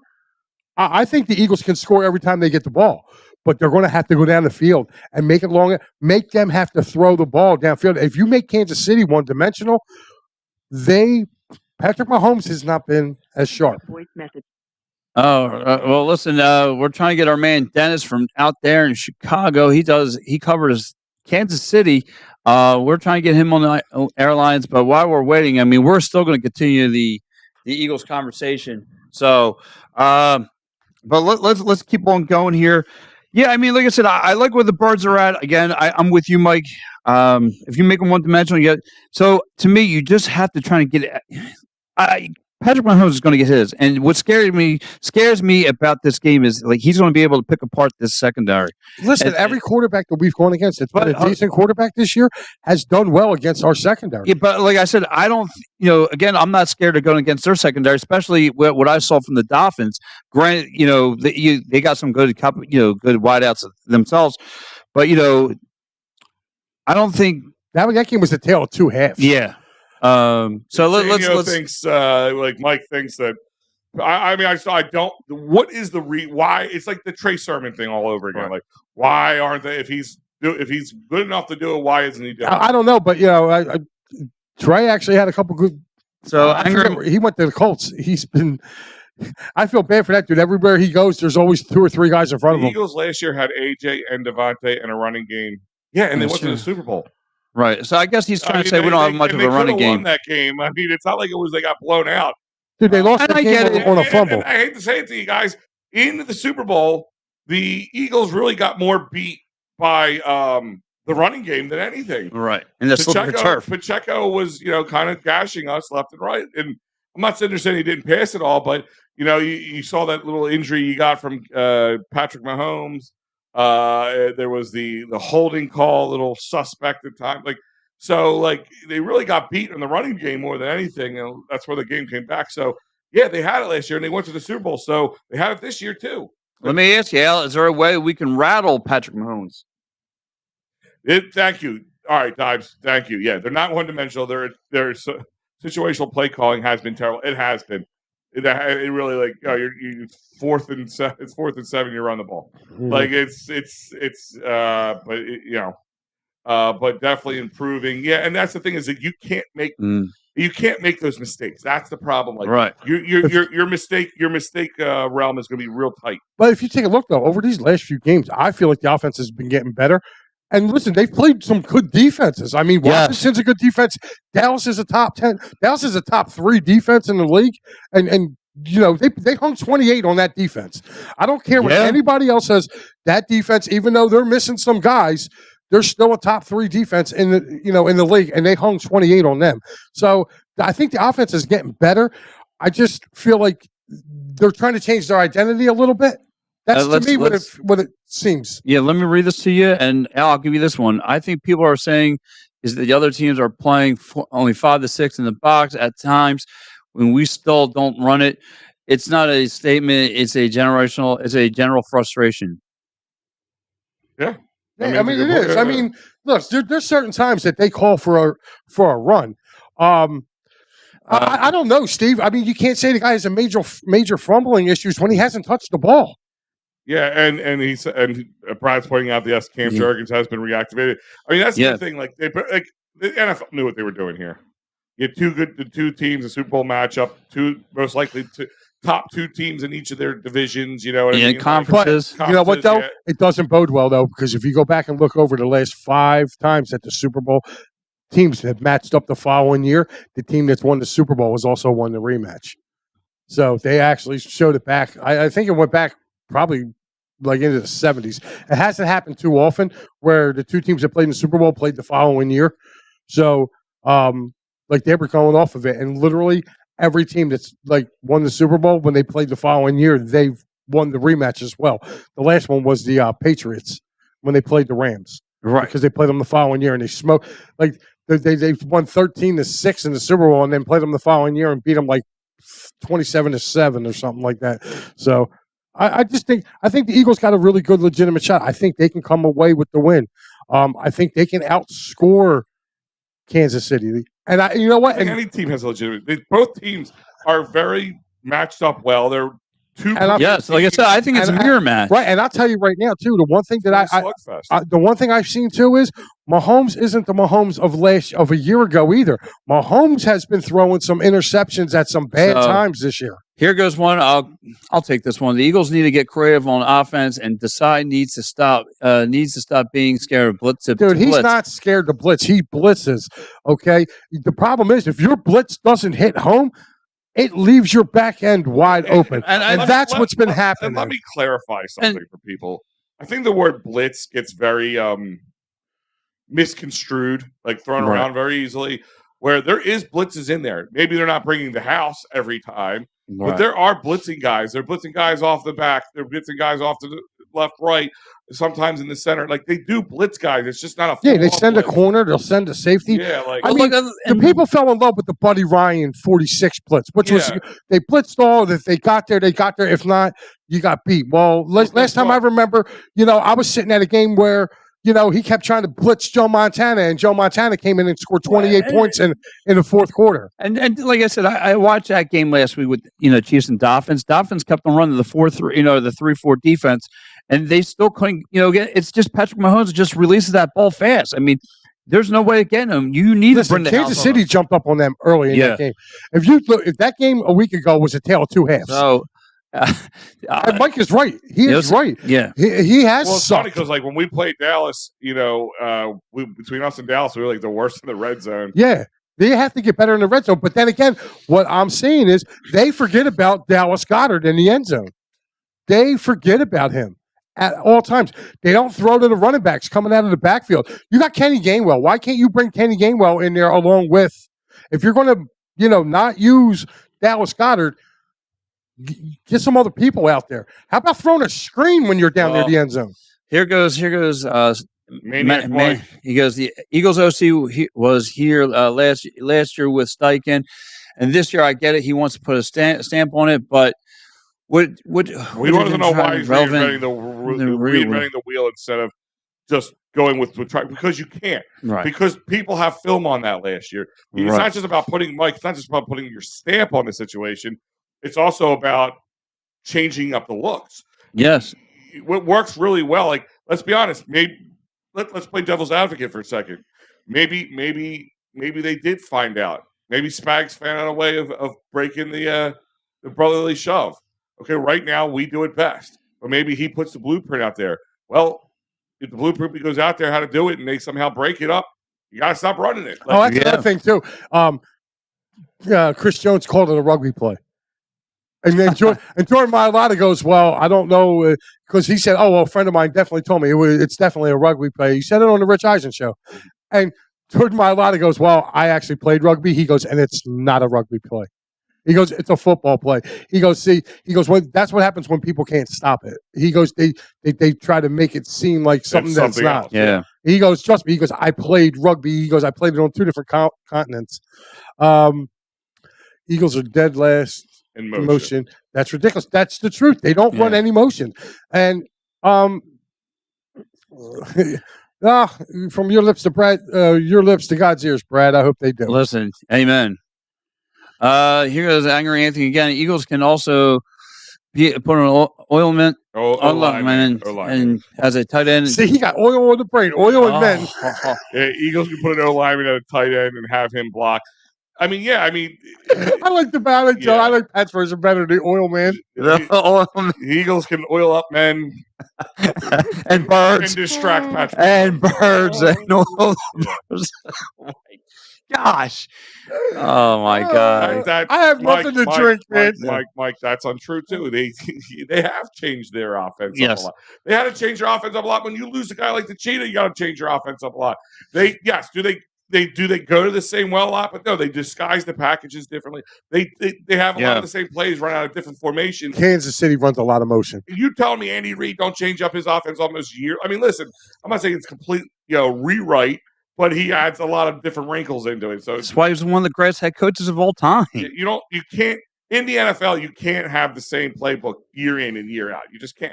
You can have the same idea. Thanks, Brad. Brad, you are the man. Yo, listen, though. Ain't it kind of true, though? Like, Andy Reid spends a decade and a half here, sniffs a Super Bowl. And Angry Ant with the comment of the day. Laugh out loud, passing of oiling up Mitch. Oh, my God. Yes. There is a thought that I did not want in my head. Thank you, Ant. I'm sure you can use it. This is a big difference. Thank you, Dives. I have this written down here. I wanted to talk. Not having Hurts' legs involved in the offense has changed everything. That is 100%. People have not had to respect his run as much. I'm not saying he hasn't ran and got the ball right. And made some amazing plays, but it's not there as much. You're making him one dimension. His legs are definitely down 50% of what they were last year. Right. You know what? And I'm glad because you know what? It's keeping him on the field. It's less hits he has to take. 100%. I don't care if he don't run the rest of the year. If his accuracy's been like it's been. With him throwing the ball, then you can. That would be almost like a shocker. Like people are going to forget that he can take off and run because they haven't seen it. Now this is what I agree with right here, with Steve, with the whatchamacallits, the running backs and tight end screens. They just haven't been there. Well, with Goddard being out, they try to throw it to Goddard to do the tight end screens, but it's the backs. Like, what happened? I would love to see Boston Scott catch a little tight end screen and just go. You know what I mean? Or DeAndre Swift or, whatever other running back they want to put out there. I keep saying it, but... Like I said, I think it's definitely going to be a great game. I think it's going to get down to the wire. Let me ask you guys a question. Do you guys think it's going to be? Remember that Rams Kansas City game from like Mexico City a couple of years ago, where it was like 100 points was scored? It was like 50. What was it? 54, 51 or something like that. End up being a final. Could you see a game like that breaking out? Yeah, I could definitely see it. Steve says, "What in the world happened to running backs and tight end strings?" Oh, so you just answered. Yeah, I just answered that for him. But that's what I wanted to ask you guys. Like, can you guys see a game like that breaking out? Remember when the Rams had their second one? The Chiefs tweaked their offense. He twerked their offense. He's twerking now. He said he tweaked their offense after Hill, but any I'm twerking, Pets. The ball 90% of the time. I'm working. He's twerking. So we all know what's coming. No, you don't know what's coming. Yes, Andy is a pass-happy kind of coach. You know that. Right. But, again, he will throw a curveball in there. Yes. The Super Bowl, he could have been more pass-happy in that game, but no, he relied on the run. Well, listen. Part of that was the injury to Patrick Mahomes. You got to look at these secondary receivers, too. And what I mean by secondary, they have the kid Rice, who's a starter. They also have Stanley, and they also just got the other guy back from the Jets. Was it Hartman? I think was it McCall Hartman? Right. He basically left the Jets and came back. So he's back there now. So you have these guys, but you got guys like Sky Moore, and Kadarius Toney. These guys are the ones you got to watch. These are the ones that you got to, put. One thing that we do have this year that we didn't have last year, we have guys like Eli Ricks. Also, Josiah Scott's back too, which a lot of people haven't really pointed out, but he played a lot last year. With Avonte Maddox being hurt, Josiah Scott got in there and got a lot of time with this defense. So he knows the defense. And I think he's going to be on the field a little too much. Or he'll be on the field just as much. So to Dive says, to Mike's point, Hurts was really, has really improved being an inside pocket passer, which is huge for the big pitcher. So, well, listen, it looks like we can't get a hold of our guest today. So, So, maybe he can chime in or something. Maybe you guys can talk before. Maybe you can go on his show, maybe the night before, or the day of or something. Yeah. But sorry, I'm all for all week. But yeah, just let's like I said, it's going to be a huge game. I like the Birds. All right, so Pat, what's your final prediction? Yes, Pain. I got the Birds winning. I'll say a 24-21 win. Birds. 24 by field goal. All right. Angry Al, what do you got? It's a tough one. I agree with Pat in the sense that it's going to be like a field goal kind of game. Mm-hmm. It's not going to be easy. Like I love Brad's 45-7 prediction. I would love to see that. This team will not have any. I don't think they'll have any games like that this year, to be honest with you. Even against bad teams, maybe the Giants they can. But this teams bring their games against them. They know who they are. Right now, the Chiefs are beloved by the nation, but know that they are not number one in the NFL. And to beat this team, it would mean a lot to them. And Andy Reid's former team. There's a lot of Kelsey brothers again. There's a lot of storylines that break into this. We talk about bulletin board. I'm gonna go. I think the Eagles pull this one out. I do. I really do. I see the Eagles having another. I think their next loss is going to be against one of the other coming teams. I can see them kind of dropping one to the Bills, even though they haven't been that great.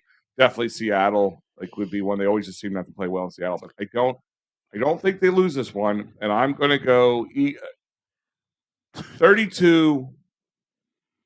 I'm going to go now 30-27 Eagles. Wow. All right, let me go over under. How many times they show Taylor Swift today? I mean tomorrow. But tomorrow. Before the game, during the game, or the whole thing? The whole time. The whole time. 72. I mean, every time Travis Kelce has something happen, good or bad, they're going to pan to her. Yeah. Every time, she's going to be hugging Patrick Mahomes' wife, his dorky brother. Well, I don't know. Is she? Because she says she's an Eagles fan. So, I mean, we're going to find out about that. And by the way, cancel part of her tour because somebody died. Yeah. Due to extreme heat issues or something. And, I know neither one of you guys cared because you didn't ask me, but my prediction's 31-23.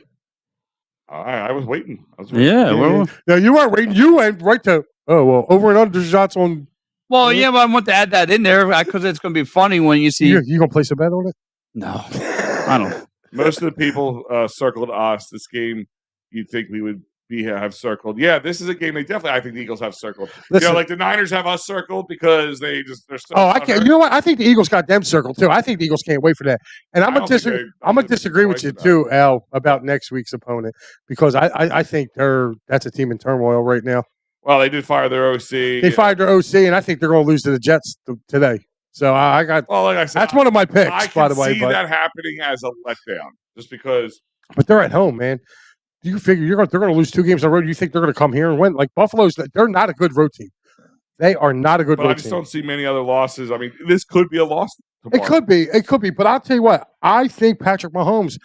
I think he's the one who throws he turns the ball over. I think he's the one that turns the ball over late in this game to seal the win for the Eagles. Vegas Rob checking in. What's going on? What's up, Vegas Rob? What's up, buddy? Rob.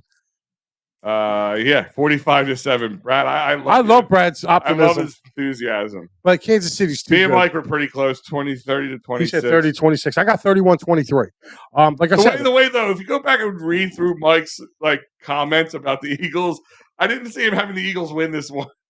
No, but I mean, he lists the concerns. Yeah, there is concerns. But here we got the main question though. So we're off. All right, my mother-in-law says 32-20. There you go. Nice. Wow. She even gave a prediction, and my mother-in-law don't give predictions. That's a confident woman right there. I like it. Taylor Swift. The Bills are overrated. Yeah, I'm not saying they should lose to them. I don't want to call it a trap game, but that is right before. I mean, how about the NFL too? Like they give you San Francisco and Dallas in back-to-back weeks. Yeah.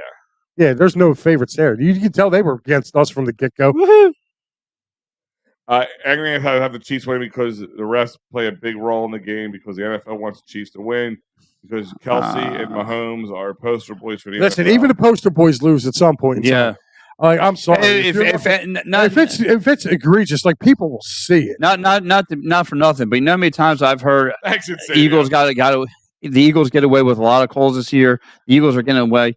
I've heard that a lot too. So whoever scores the most points, way to go, Captain Obvious. Woo! We got a brain burner here. Lee Green, good or bad? That's why I like Maniac Mike. Yes, Mike. Appreciate it, buddy. He says 31-15. Mahomes UCLA sprain. UCL sprain. Wow. Does he have one, or is that what he's hoping for? I hope he ain't hoping for that, man. No. His hand off somebody's helmet. I mean, talk about the AFC, real quick. Just talk about the complete change in. Oh, you know what? Yeah, weren't they the darlings to begin the year? Nobody in the NFC can handle it. There's five, the top 5 teams. 4 of them were AFC teams. Look at it. I mean, listen, I'm not going to lie. I think right now you have Kansas City and Baltimore. I think are the 2 best teams over there. Talk about after Baltimore letting the Chiefs run right back to the Super Bowl. And you have Kansas City and Baltimore. After that, it's really kind of a crapshoot. I'll say Cleveland. But didn't their tight ends out? He's out for the season. Who? The Ravens. Mark Andrews. Mark Andrews. Yeah, he's gone. And it didn't Lamar got banged up. He got hurt, banged up in that game. It always seems like they get late into the season, and Lamar's going to get this injury. Yeah, I mean, they start getting hit with the injury bug, but they're winning. I mean, you got everybody's favorite quarterback, right? Joe Burrow. He's sitting at 5-5. Yeah, and they're in the last place in that division. Think about that for a second. You have literally the Browns playing with a rookie quarterback because Deshaun Watson hasn't gotten on track at all, and he's hurt again. So now they're going with the kid Thompson, and then you got Mr. Smallhands in Pittsburgh, Kenny Pickett. Right. I mean.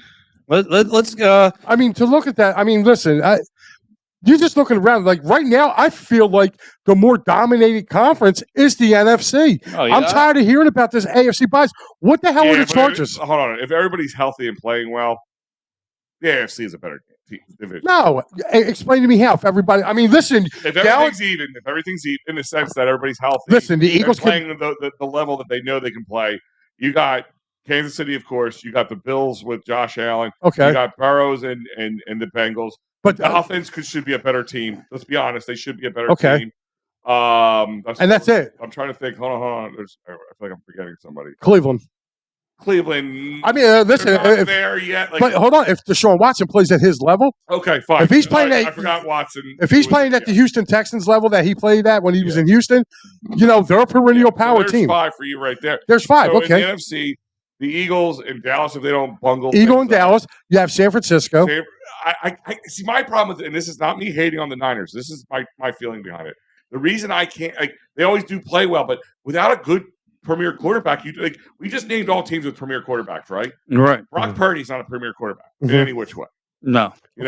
But they got beat a little bit, and then they come out and then they beat a bad team, and they're back. Well, no, they beat a good team. They beat Jacksonville. Everybody forgets about Jacksonville over there. Jacksonville's a good team, yeah. Dougie P. I mean, they were having a good year, and they went down there and throttled them. So, no, I'm going to put the 49ers there. Okay, hold on. Yeah. You got Detroit. You have Detroit right there. Okay, and I'm sorry, you have Seattle. So just as much as they have 5 teams, we have 5 teams. And all right, they have 6 teams. So they're a one team that's a little bit better. But I mean, if you go through the NFC, somebody else might pop in there. You know what I mean? Like a Minnesota or something like that. Minnesota, no. I don't care if they're all healthy. Kirk Cousins isn't leading anybody to a Super Bowl. I just can't. No, but Josh Dobbs might. Come on. Listen, the guy hasn't lost. The guy hasn't lost. Brock Purdy was Mr. Irrelevant at one point. But like Mike's sitting there saying, you got Eagles, San Fran, Dallas, Lions. Lions are good, but not there yet. They haven't been tested. They haven't been postseason tested. And they lost to, they had that one really bad slaughtering against the Ravens. The Ravens. The Lions are a good up-and-coming team, don't get me wrong. I can't put them in Super Bowl contender just yet. Just because the record shows that they are, doesn't mean they're in a weak division with a lot of injuries. I don't know about a weak division. I mean, Green Bay's been up and down this year. Yeah, but more Chicago's been more down. Like that team was supposed to really kind of contend for the division this year, and they haven't. Minnesota, I just don't have to say much more. Well, Minnesota's been Minnesota, but still, like it's a weak division in my eyes.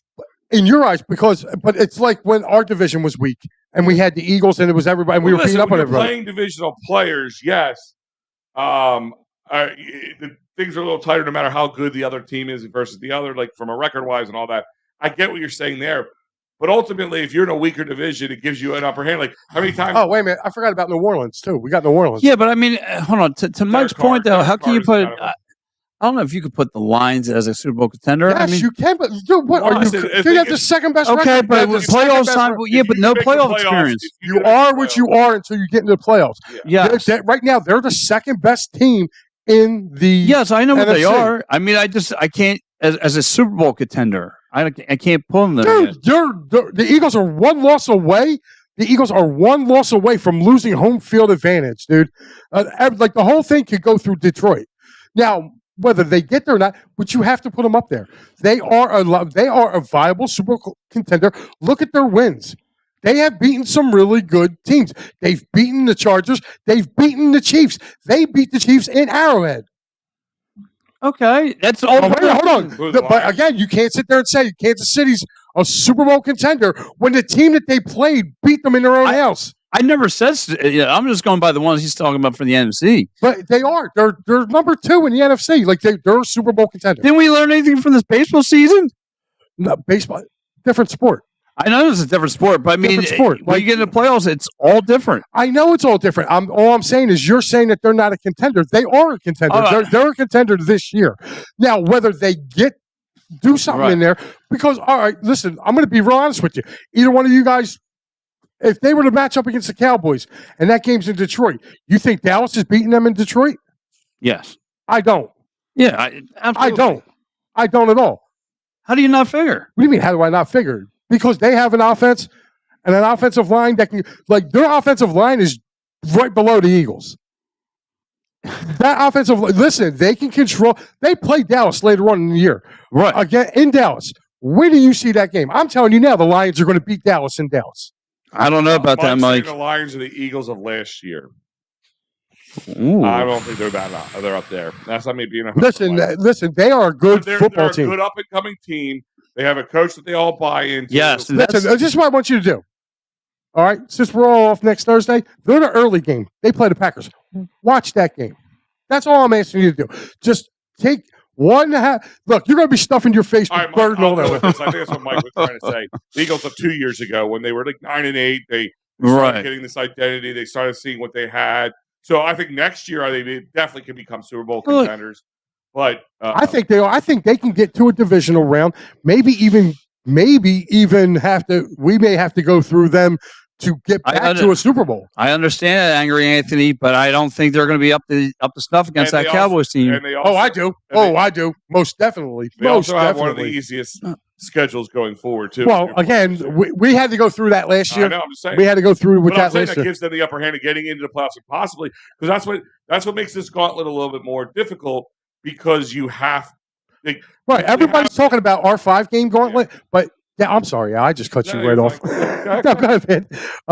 F you, Mike. I'm sorry. no, but I'm just saying, like, giving them an easier stretch makes our ability to make a mistake a lot less. Like, we're one game above everybody else at the very least. You know what I mean? So, but at the same time, looking at the stretch as a whole, like losing to the Chiefs isn't my biggest problem.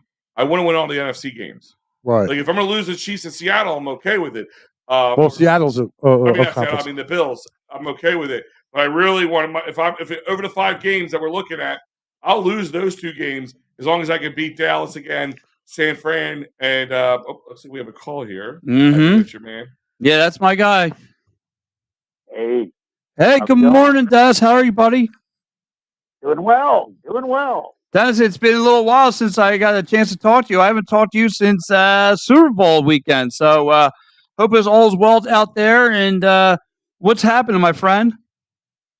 Oh, just living the dream, as they say. It's been a busy week, but get ready for what some are calling it a rematch of the Super Bowl. I'm saying maybe it's a preview of the Super Bowl again. Yeah, the way that both teams are playing very, very well. We just alluded to the Chiefs, and just going based off their last game and going against that Dolphins defense. I mean, Patrick Mahomes was obviously he's going to get his. He's just unloading very, very fast. He's only getting the ball out of his hands quickly. He's just picked apart that defense.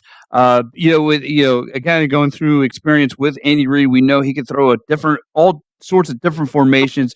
He's dangerous as well. What to you is the big X factor for the Chiefs for you?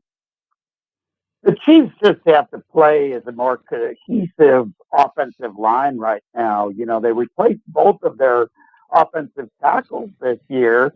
And early in the season, things were kind of slow in kind of getting into playing as a unit. I mean, there are 5 really good players, but they weren't playing like a unit like they were in the past. But we're starting to see them doing well. And hey, we always know one thing for sure. Andy Reid brings his team back from the bye week, ready to play that second half of the season.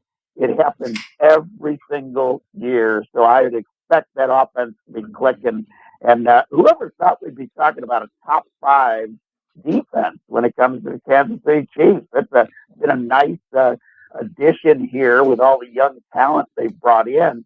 And, defense wins championships. Now we can say that in Kansas City. Hey, Dennis, this is a quick question for you. You're there in KC. You got a finger on the pulse of everything, what's going on around there.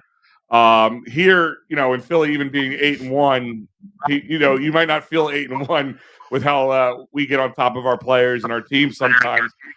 Is there, with Kansas City maybe not as good as they were looking in the years prior, and also letting up a clunker against the Broncos and all that stuff? What is the atmosphere in that area, in that fan base right now? I think the Kansas City Chiefs fans are more eternal optimists compared to Philadelphia sports fans. Not hard to do. And I was a Cub fan back in the day. The old we used to say about Cub fans, you could understand, how it worked for them. An optimist looks at a glass that's half full and says, "Hey, that's half full." Pessimist says it's half empty. A Cub fan says, "When is it going to spill?" in Philadelphia there, you guys are always looking for it to spill, but you always want to stomp on the glass too. I mean, it's a rough sports town when it comes to your sports teams. But your Eagles have not played the best football that they can this year.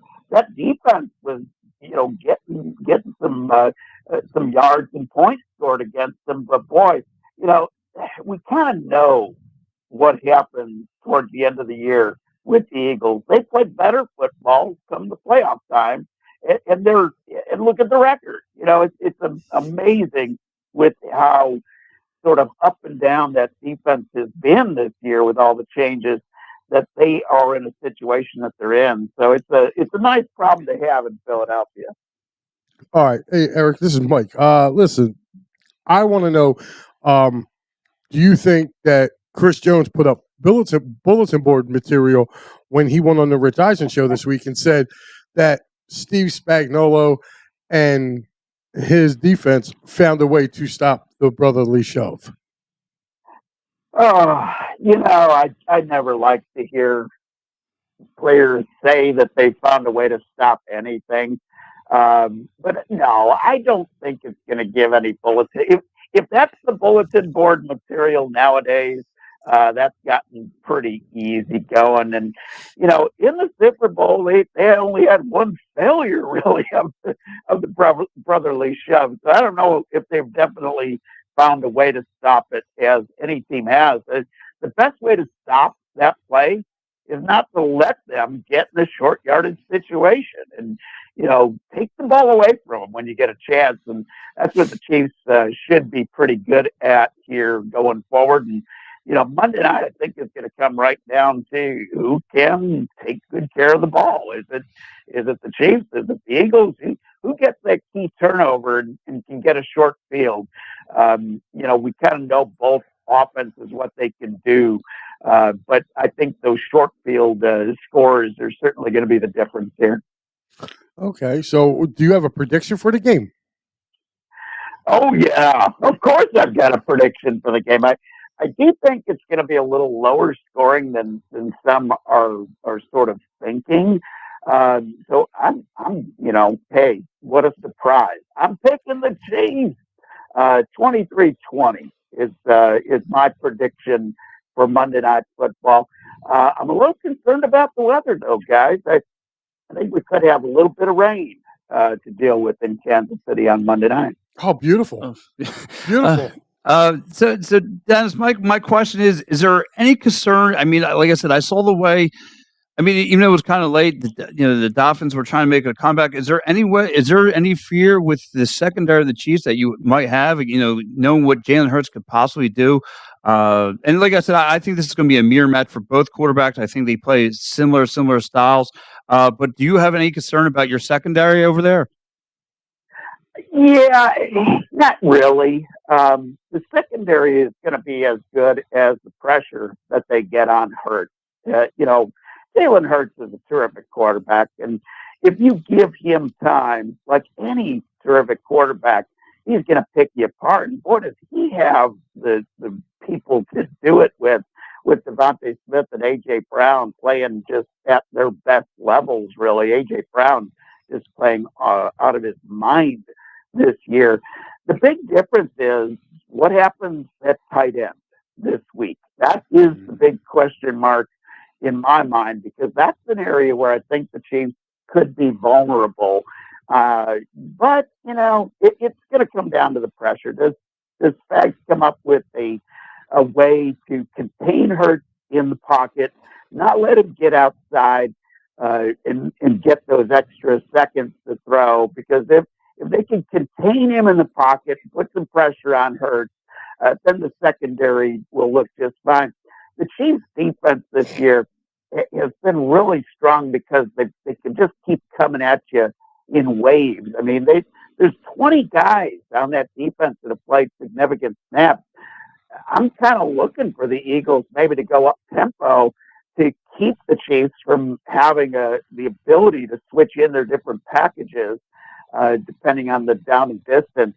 If they can do that, if they can kind of keep the Chiefs from making those substitutions that they're used to doing.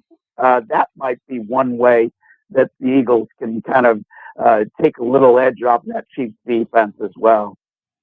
Yeah, absolutely. I mean, like I said, we just we're talking about this morning how we're going to stop that combination tag team of Mahomes and Travis Kelce and all those other things. I mean, it's going to be again another long day at the office for the Birds.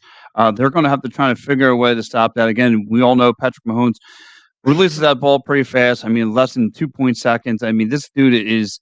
He's going to be a like I said, a problem. I'm curious to see how the Eagles are going to respond to what Patrick Mahomes and Andy Reid. I mean, it's going to throw at them. So it should be a good game on both sides. Curious to know if the Eagles can even get a running game going against this defense. And we all know Kansas City is ranked 4th for their pass rushing. I mean, it's going to be a long day at the office. My question is to you. I mean, do you feel that Patrick Mahomes may have any kind of issues? Again, this is a team that he played against. They went back and forth in the Super Bowl. So, do you think this defense may be in somewhat of his head already, if not there now? I don't think so. I don't think Patrick Mahomes is really intimidated by much of anything. And you talk about the Eagles, wondering whether they're going to get a rushing game going. I don't think the Chiefs are going to get a rushing game going at all against that Eagles front. That's been sort of the strength this year is the Eagles. If you're going to beat them, you're going to beat them passing. And I think this is a game where Mahomes, Kelce, Rashee Rice, they're going to have big games. I'm hoping Justin Watson is healthy so he can give a little deep threat going in there. And we might see a couple of plays scripted for McCole Hardman again. Now they've had a bye week to kind of go over things, but I'm wondering about the big inside strength of the Kansas City Chiefs. Is Taylor Swift going to be there for the game? I think she might. Taylor Swift is at the game. They're undefeated this year, guys. Yeah, but there's one thing you got to keep in mind. Taylor Swift's an Eagles fan. She's from here. So if listen, we already said it on our show. It's okay if she goes, but she better be wearing midnight green out there because she's an Eagles fan and she's been popping around. You go back and look at her little Instagram from when we were in the Super Bowl last year. She had her Eagles green on, so we expect her to have her Eagle green on when she goes to Arrowhead on Monday. Yeah, she might not be able to get back on that plane ride if she. We're not going to welcome her back. She goes out there wearing red. She's yours now. Yeah, she might get a big violation card. I do have another question, Dennis, for you. How do you think the Kansas City offensive line is going to deal with those two young Georgia Bulldogs in the middle? Meaning Jordan Davis and Jalen Carter. Yeah, the strength of the Chiefs' offensive line is their front three. Humphrey, Thuney, Smith. They're just solid up front. I don't worry about that. But what I think the Eagles will do is just kind of line up all over the place. That seems to be what their strength was of attacking those gaps in the Super Bowl when they did have success against that line. So, this is a great battle. I mean, Keith Jackson would love it because we're talking about the big uglies up front. Well, this is the thing. Like I feel like this is our strength, really, because in that Super Bowl those boys weren't here. No, you're right. So you're right. And Jalen Carter's been wrecking havoc. I mean, he pretty much pushes Zach Martin around to the Dallas Cowboys for 60 minutes. I'm looking to see that. Right. That's why I don't think that the Chiefs have a chance of running against this defense because you got better up front, against the run, but you kind of got worse in the middle, in the linebacker core. I think it's been kind of up and down with the play this year. Yeah. And Nick Bolton's out, right? Is Nick Bolton out for you guys? Oh yeah. Yeah, that's why I think he went down for the year, didn't he? He's kind of let's put it this way. Don't expect him back. Maybe for the playoffs, but yeah, he's going to be gone for a while. But here's a case where again the fact that the Chiefs, when they've been healthy, have been playing everybody help. Yeah, you don't replace Bolton very easily, but they have been getting some good play. And, they just use so many different types of formations and different, down and distance means a lot for what you're going to see on the field for the Chiefs defense. And yeah, they are certainly going to miss Bolton, but I think their strength is still there on that line. Okay.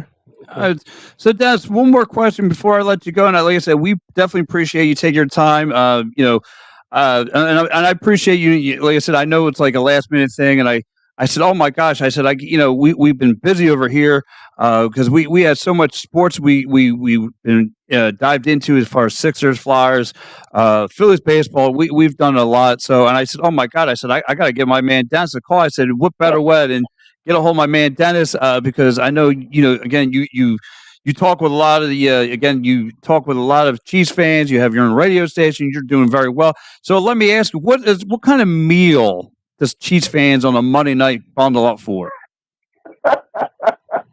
Hey, if you're not leading off with some burnt ends, are you really even a Chiefs fan? That's the thing.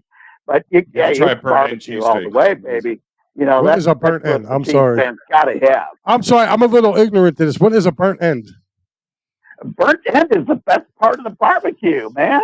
That's the thing. You got to come to Kansas City. That's the only way you can experience. I've been there. True It's actually burnt end. amazing. I'll be honest with you. Burnt end is like a crispy chunk of beef, I guess. Whatever.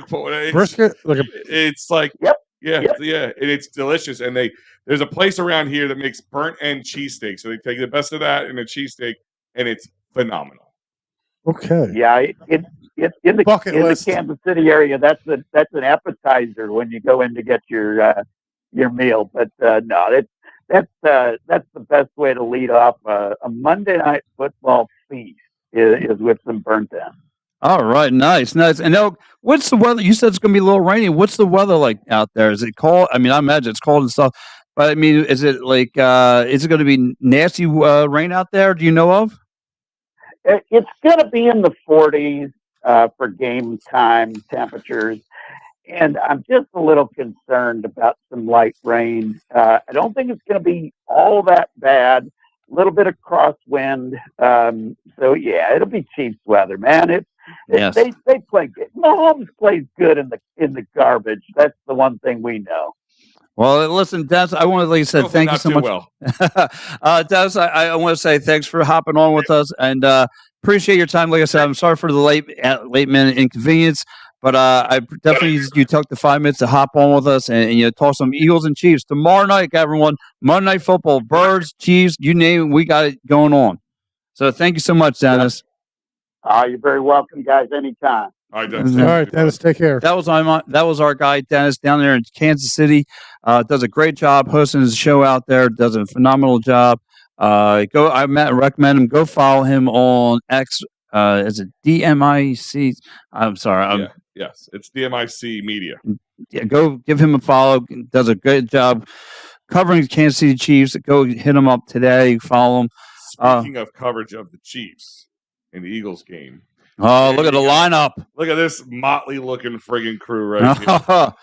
If I could stay awake for the post game, I think that's going to be epic with Joey Woods, Matty B, you, and Ryan. Yeah, it's going to talk about the heavyweights right there. Talk about 4 different opinionated guys. Yeah. Wow. 4 different opinions. Yes, look at the Hammer made it. Look at that. Yep, that's right. So the Hammer doing the pregame. The pregame will be our boy Dives, Ryan Reese, and Marks. Of course, halftime you get a quick little 12-minute recap of the first half with Dives and Shane breaking down the good and the bad, the ugly of what we see in the first half. And of course, as they said in the postgame, I'll be hosting with Matty B, Joey Wood. Look at those pictures on the bottom for the postgame. That's only a poster that a mother would love. Everybody else would be a most wanted. You want to talk about jacuzzi? Whew. Oh, wow. On that note. But anyway, look. Speaking of food. Yes. What are you having for tomorrow? I don't know what I'm having yet. So I'm not having pasta. I'm having lasagna. It's pasta. It's pasta. Okay. This guy, I'm not having pasta. I'm having lasagna. But I'm gonna have lasagna tomorrow. There's a curveball in there. So does your lasagna have meat in it? I'm loaded with meat. Yeah. I don't know, man. I haven't decided what I want. Like today's just gonna be one of those. Not today, tomorrow. It's the game. My man's having burnt end ribs right now. We gotta compete with that. By the way, burnt ends are amazing. He's not wrong. Pretty much think of like the part of the brisket on the end where they're slicing it, but they literally are the little burnt, crispy ends. Not burnt like to the point where they're like crispier. The barbecue sauce kind of like crisps up a little bit and all that. That's why they call them burnt ends. They are delicious. They're very tender. I'll have to take your word on that. I haven't tried it. You gotta try it. I will.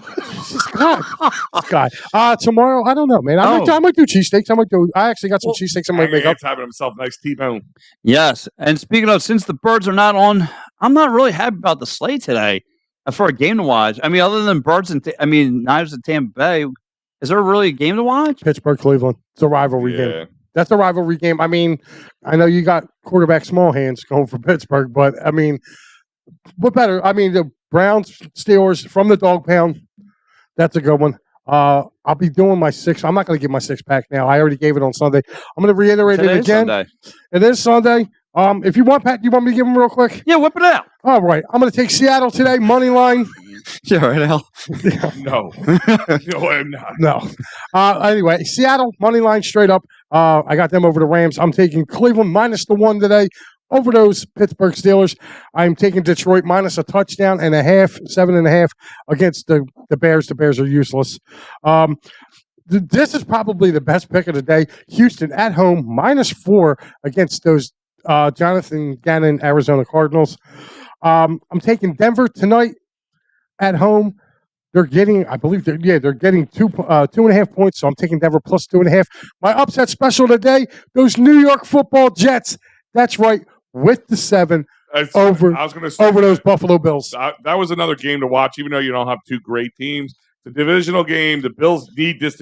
They need to win this if they want to make any chance at making a playoff run. My thing is, because if they don't make a playoff run, you got former Eagle coach Sean McDermott up there. Is he on the hot seat? Oh yeah, he's going. Could you imagine what that's going to be like? I mean, then you have to face the Birds. With Jets who else? Have nothing to lose. The Bills have everything to lose. And the Jets defense is real. It's real. Like I said, they're better than Denver's defense. I said this on Thursday. Jets defense is better than Denver's defense. And my man was throwing I don't know what Josh Allen was doing Monday night. He was throwing the ball. He threw the ball to everybody that wasn't on his team. Yeah. Like it looked like a fixed game. Like, it's what it looked like. I wish. At what point does Sean McDermott go, all right, we really need to pound this ball a little bit. Even though if it doesn't get you a lot of yards, I just think you need to take the ball out of Josh Allen's hands a little bit. Do you know who Sean McDermott reminds me of? Who? And we all love the guy. He reminds you of Buddy Ryan. He does. He reminds me of Buddy Ryan. Great on they had a nasty defense at one point in time. Their defense isn't so good anymore. No. It's really not. I mean, they've lost a lot of guys too, like Jordan Poyer being hurt. On the back end.